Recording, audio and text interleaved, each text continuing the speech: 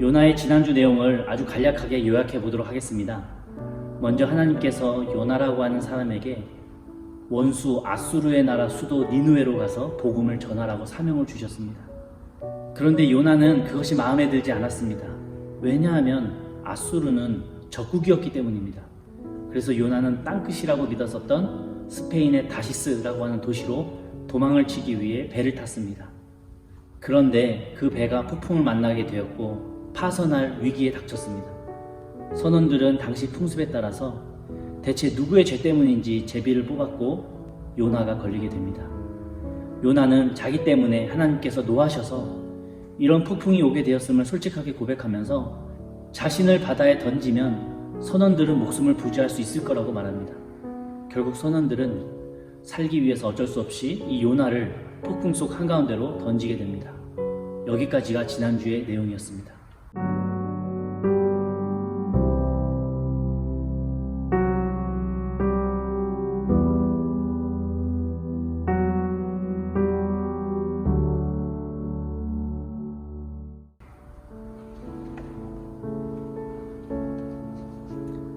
할렐루야. 우리 인생을 한 폭의 그림이라고 볼 때 하나님께서 우리 쉐마 성도님들의 인생 그림을 그려주시고 우리는 그 그림대로 따라 순종할 때 가장 아름다운 걸작품 같은 인생이 될 줄로 믿습니다.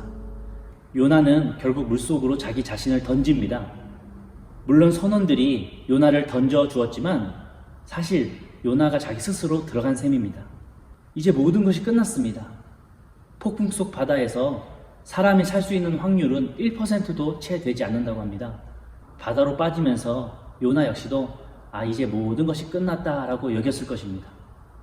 하나님은 요나의 이 회개하는 모습, 또 희생하는 그 태도에 감동하셨고 또 그를 통한 사역이 아직 남아있었기 때문에 요나의 삶 속에 기적을 일으키십니다. 사람들이 요나를 바다에 던졌을 때 하나님께서는 큰 물고기를 예비하셔서 요나를 삼키게 하셨습니다. 그러자 거짓말처럼 폭풍이 잠잠해집니다. 요나는 죽겠다고 자신의 몸을 바다에 던졌지만 죽으려고 했더니 오히려 살아납니다. 이것이 신앙생활에서 맛볼 수 있는 역전의 신비입니다. 죽으면 죽으리라 결단하고 하나님의 뜻에 옳게 나아가면 오히려 나중에 보면은 살더라 라고 하는 것입니다. 우리의 끝이 하나님께는 시작입니다. 요나는 큰 물고기에게 먹혔는데 씹히지 않고 삼켜져서 목숨은 부지합니다. 그런데 그렇게 물고기 뱃속으로 들어갔다고 했을 때 아무것도 보이지 않고 시꺼먼 그 악취나는 그곳에서 요나는 살아도 산 것이 아니었을 것입니다. 어쩌면 죽는 것보다 이게 더 큰 저주일 수도 있습니다. 어둠 속에서 굶어 죽을 신세이기 때문이죠. 이제 요나가 할 수 있는 게 뭐가 있을까요? 여태까지 인간적으로 발버둥치고 자기가 할 수 있는 것을 다 해봤습니다. 지금 이 물고기 뱃속에서 요나가 할 수 있는 게 뭐가 있습니까? 바로 기도였습니다. 지극히 인간적으로 판단했던 요나는 자신의 힘으로 할 수 있는 것을 다 해보고 나서 더 이상 할 수 있는 것이 없어지자 그제서야 요나가 선지자로서 하나님께 무릎을 꿇고 기도하고 있습니다. 놀랍게도 이 기도하는 장면이 요나가 하나님께 기도드리는 첫 번째 장면입니다. 지금까지 단 한 번도 기도하지 않다가 물고기 뱃속에서 죽음을 준비하면서 하나님께 그제서야 기도를 올려드리고 있는 것입니다. 요나는 물고기 뱃속에서 3일 동안 있으면서 회개 기도를 합니다. 요나 2장 4절을 보면 주의 성전을 바라보겠나이다 고백을 하고 또 2장 9절에 보면 구원은 여호와께 속하였나이다 라고 고백을 합니다. 결국 막다른 골목에 와서야 그때 비로소 기도하는 이 어리석은 요나의 모습이 안타깝다고 생각이 들지만 사실 이런 안타까운 모습이 우리 삶 속에서도 이루어지고 있는 것이 사실입니다. 요나는 물고기 뱃속에서 회개 기도하기 시작하면서 바뀌기 시작했습니다. 뭐가 바뀌었나요? 바로 요나의 마음이 바뀌기 시작했습니다. 이것이 요나서에서 가장 강조하는 부분이고 이런 변화가 진짜 기적입니다. 저는 요나가 이 물고기 뱃속에서 기도하는 이 장면을 묵상하면서 번뜩 생각난 것이 있었습니다. 바로 골방 기도였습니다. 하나님께서는 지금 요나 선지자로 하여금 기도하지 않고 자기 마음대로 행동하니까 억지로라도 불편한 곳, 그 좁은 골방 기도를 할 수밖에 없게끔 물고기 뱃속으로 그 좁은 공간으로 인도하셨구나라는 묵상을 하게 되었습니다. 물고기 뱃속에서 위기를 맞이했던 그 요나는 드디어 기도하는 사람으로 변화되었습니다. 나만의 그 기도 처소를 준비한다고 하는 것은 어려운 일은 아닙니다. 진짜 어려운 것은 내 기도 처소로 들어가기까지가 어려운 일이죠. 골방으로 들어가기까지 여러 가지 사탄의 방해들이 오게 됩니다. TV도 봐야 되고요. 해야 될 것들이 많이 있어요. 그런 것들 다 내려놓고 내가 골방에 모든 것을 단절하고 딱 엎드린다고 하는 것이 쉽지는 않습니다. 그러나 정말 물고기 뱃속과도 같은 나만의 그 기도 골방으로 들어가서 마치 어린아이처럼 우리가 기도할 때에 그 모습을 주님께서 이쁘게 보시고 우리가 갈 길을 한 걸음 한 걸음 비춰주시는 그 주님의 빛을 경험하는 우리 쉐마 성도님들 되시길 주님의 이름으로 간절히 축원합니다. 요나 2장 10절에 이렇게 기록이 되어져 있습니다. 여호와께서 그 물고기에게 말씀하시매 요나를 육지에 토하니라. 3일 만에 육지로 올라오게 된 요나입니다. 아마 요나는 며칠이 지났는지도 몰랐을 거예요. 그때 요나에게 하나님께서 하시는 말씀이 들려옵니다.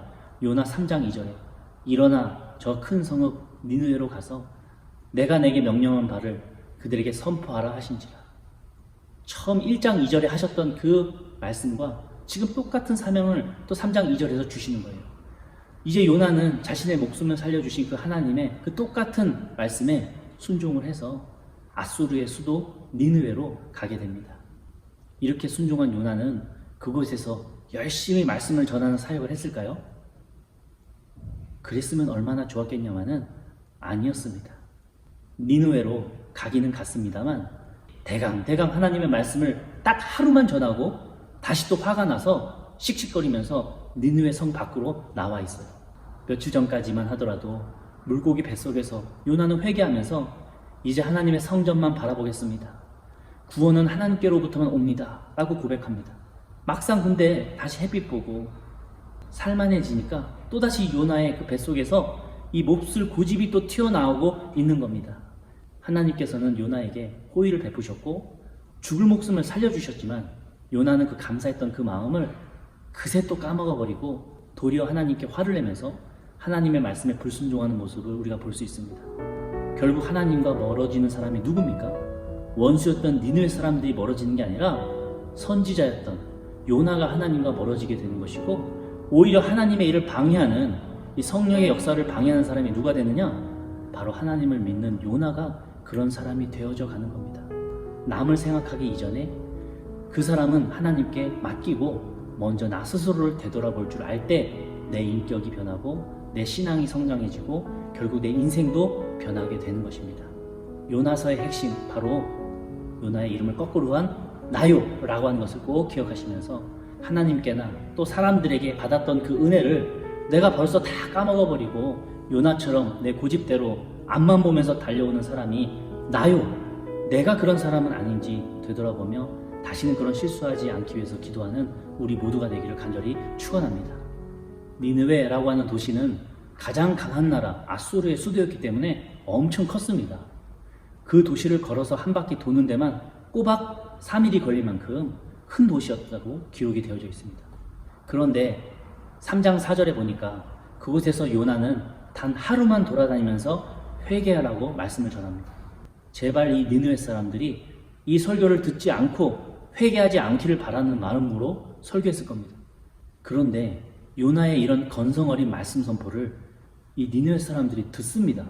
입에서 입으로 하나님의 말씀이 전해져서 기적 같은 일이 벌어지게 됩니다. 바로 아수르의 왕이 하나님을 믿고 회개하는 역사가 벌어지게 됩니다.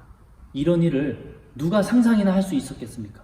오히려 요나의 동족인 북이스라엘 사람들은 영적 나태함에 빠져서 하나님을 잊어가고 있는 반면에 적국 아수르의 사람들, 아수르의 왕은 하나님을 믿는 이 대반전의 역사가 이루어지게 된 것입니다. 여기서 알 수 있는 중요한 영적 깨달음이 두 가지가 있습니다. 그 첫 번째로는 지금도 하나님께서는 작은 불씨의 역할을 감당할 사람을 찾고 계신다는 거죠. 성냥 1000개를 확 태우는데 필요한 불은 성냥 1개뿐입니다. 요나처럼 좀 부족해 보이지만 그래도 그 성냥 1개의 역할을 감당해줄 주의 자녀를 찾고 계신다는 겁니다. 하나님께서는 대단한 능력의 사람을 찾으시는 것 아닙니다. 하나님께서는 엄청난 부자의 사람을 찾는 것도 아니십니다. 비록 능력은 부족해도, 부자는 아니어도 어린 아이와도 같이 겸손하게 순종할 수 있는 그 한 사람을 찾고 계신다고 하는 것이죠. 또 두 번째로 바로 주님께서는 마지못한 순종, 건성 어린 순종도 사용하신다고 하는 겁니다. 요나가 마지못해서 건성으로 하루 동안 설교를 했습니다. 그 마지못한 순종도 주님은 사용하셔서 이 니느웨 왕과 백성들이 하나님을 믿도록 역사하셨습니다. 여러분, 순종이라고 하는 말에는 내가 하기 싫은 것을 해야 한다는 부담감이 포함되어 있는 겁니다. 내가 하고 싶은 것을 할 때 순종이라고 부르지 않습니다. 내가 하기 싫거나 또는 하기 어려운 일을 했을 때 순종했다고 표현하는 것이죠. 내 판단과 내 생각에 옳은 일만 한다면 하나님의 일을 할 수 있는 것은 몇 가지 없습니다. 왜냐하면 하나님의 일은 내 판단과 내 생각을 거의 항상 뛰어넘으시기 때문입니다. 하나님은 니느웨 도시를 결국 벌하지 않으시면서 요나에게 이렇게 말씀을 하십니다. 너가 하룻밤 아꼈던 이 방금풀처럼 나도 이 니느웨 사람들을 어찌 아끼지 않을 수 있겠느냐 말씀을 하시죠. 하나님께서는 나보다 더 훨씬 높이서 멀리 바라보시면서 우리의 인생 그림을 그려나가고 계신다는 것 믿으시기 바랍니다. 또한 거기에 더해서 순간순간 나의 그 작은 순종이 하나님의 큰 그림을 완성해 가시는데 중요한 재료가 된다는 것을 기억하시기 바랍니다. 요나 선지자를 통해서 살펴봤던 많은 교훈들을 다시 한번 되짚어 보시면서 하나님의 뜻에 순종하며 하나님의 인도하심 받으시는 우리 쉐마 식구들 되시기를 항상 기도하겠습니다. 어려운 시기입니다. 하나님의 진리가 흔들리고 많이 헷갈리는 이 세상인데 우리가 그럴수록 하나님의 말씀을 기준으로 생각하고 고민하며 묵상할 때에 주님께서 우리 쉐마 성도님의 삶 속에 귀한 지혜를 주시고 그 가운데 답을 열어주시리라 믿습니다. 한 주간도 주님 안에서 평안하시기를 간절히 축원합니다.